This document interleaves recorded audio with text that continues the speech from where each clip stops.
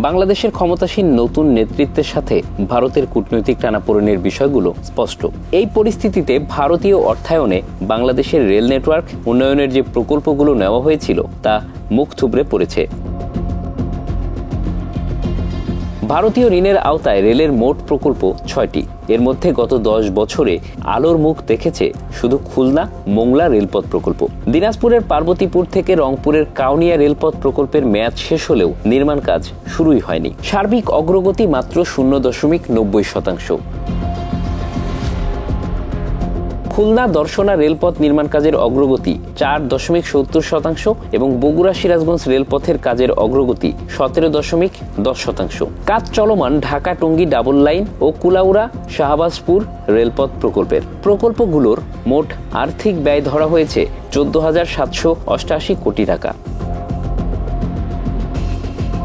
LOC ঋণের শর্তে বলা হয়েছিল প্রকল্পগুলোর ৭৫% অর্থায়নই হবে ভারত থেকে, বাকি ২৫% দেবে বাংলাদেশ। ভারতীয় ঋণের পুরো অর্থ দেবে দেশটির এক্সিম ব্যাংক। চুক্তি অনুসারে প্রকল্পের ৭৫% পণ্য সেবাই ভারত থেকে আমদানি করতে হবে। এলওসি অর্থাৎ লাইন অফ ক্রেডিট হচ্ছে একটি বিশেষ ধরনের ঋণের ব্যবস্থা। নমনীয়তা এই ঋণের একটি সুবিধার দিক। সম্ভাব্য অসুবিধার মধ্যে রয়েছে সুদের উঁচু হার ও অতিরিক্ত ব্যয়ের আশঙ্কা। বগুড়া সিরাজগঞ্জ ডুয়েল গেজ রেলপথ প্রকল্পের কাজ শুরু হয় ২০১৮ সালের ১ আগস্ট। প্রকল্পের মেয়াদ ২০২৩ সালের জুন থেকে বাড়িয়ে ২০২৪ সালের জুন করা হয়, কিন্তু এর কাজ শুরুই হয়নি। প্রকল্পের মেয়াদ আরও ২ বছর বাড়ানো হয়েছে। প্রকল্প সংশ্লিষ্ট সূত্র বলছে, ঋণের অর্থ ছাড় নিয়ে ভারতের এক্সিম ব্যাংককে ৫টি চিঠি দিয়েও উত্তর পাওয়া যায়নি। শর্ত অনুযায়ী এক্সিম ব্যাংক ঠিকাদারদের সংক্ষিপ্ত তালিকা দিলে দরপত্র আহ্বান করবে বাংলাদেশ রেলওয়ে। সে তালিকার জন্য গত বছরের অক্টোবরে চিঠি দেওয়া হলেও এখনো জবাব আসেনি। ভবিষ্যৎ অনিশ্চিত ঢাকা টঙ্গী ডাবল লাইনেরও। এই প্রকল্পকে ভারতীয় ঋণে সবচেয়ে গুরুত্বপূর্ণ প্রকল্প হিসেবে ধরা হয়। ২০১২ সালে প্রকল্পটি অনুমোদিত হওয়ার পর ১০ বছরেরও বেশি কেটে গেছে। দরপত্রে লেগেছে ৬ বছর। সংশ্লিষ্টরা বলছে, এ প্রকল্পের মোট অগ্রগতি ৩৭%। এতে ভারতীয় ঋণ ২,৮২১ কোটি টাকা আর বাংলাদেশ দেবে ৫২১ কোটি টাকা। রেলওয়ে সূত্র বলছে, ১৯ ডিসেম্বর ঢাকার ভারতীয় হাইকমিশন থেকে প্রকল্প পরিচালক নাজনীন আরা কেয়াকে ডাকা হয়েছিল। হাইকমিশন থেকে প্রাথমিকভাবে ভারতের এতে অর্থায়ন না করার ইঙ্গিত দেওয়া হয়েছে। আগামী জানুয়ারি মাসের মধ্যে চূড়ান্ত সিদ্ধান্ত জানানো হবে।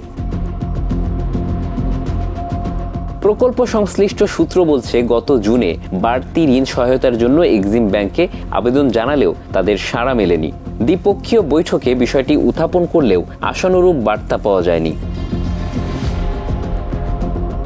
ডিসেম্বরের মাঝামাঝি ভারতীয় দূতাবাসের বৈঠকে বাংলাদেশ রেলওয়ে কর্তৃপক্ষ জানিয়েছে, ডলারের মূল্য বৃদ্ধিতে পরামর্শক প্রতিষ্ঠানের পারিশ্রমিক পুনর্মূল্যায়ন এবং ভারত সরকারের নতুন এলওসি নীতিমালার শর্ত নিয়ে বিতর্ক রয়েছে। প্রকল্পে কেনাকাটা, সমীক্ষা, অর্থব্যয় মূল্যায়নে ভারত কিছু শর্ত আরোপের কথা জানিয়েছে। চুক্তি স্বাক্ষরের সময় এসব শর্তের উল্লেখ ছিল না। সর্বশেষ গত ২৪ নভেম্বর রেলওয়েতে স্টিয়ারিং কমিটির সভায় সিদ্ধান্ত হয়, এক্সিম ব্যাংক নির্ধারিত সময়ের মধ্যে সাড়া না দিলে প্রকল্পটি নতুন বিদেশি সহায়তা বা নিজস্ব অর্থায়নে বাস্তবায়ন করা হবে। তবে চুক্তি অনুযায়ী এজন্য ভারতের সম্মতির প্রয়োজন হবে। ভারতীয় ঋণের প্রকল্পগুলোর মধ্যে একমাত্র চলমান রয়েছে কুলাউড়া শাহবাজপুর প্রায় ৫২ কিলোমিটার রেললাইন পুনর্নির্মাণের কাজ। গত নভেম্বর পর্যন্ত কাজ হয়েছে ৫১%।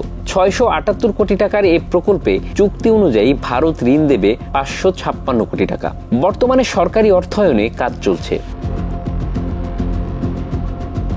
রেলওয়ে সূত্রে জানা গেছে, বগুড়া সিরাজগঞ্জ প্রকল্পে জাপান আগ্রহ দেখিয়েছে। তাই জাপানকে কাজটি দেওয়ার জন্য রেলওয়ে থেকে নতুন করে প্রকল্প পরিকল্পনা পাঠানো হয়েছে। পছন্দ হলে জাপান এতে অর্থায়ন করবে। বিকল্প চিন্তা করা হচ্ছে বাকি প্রকল্পগুলো। Bangla affairs news desk.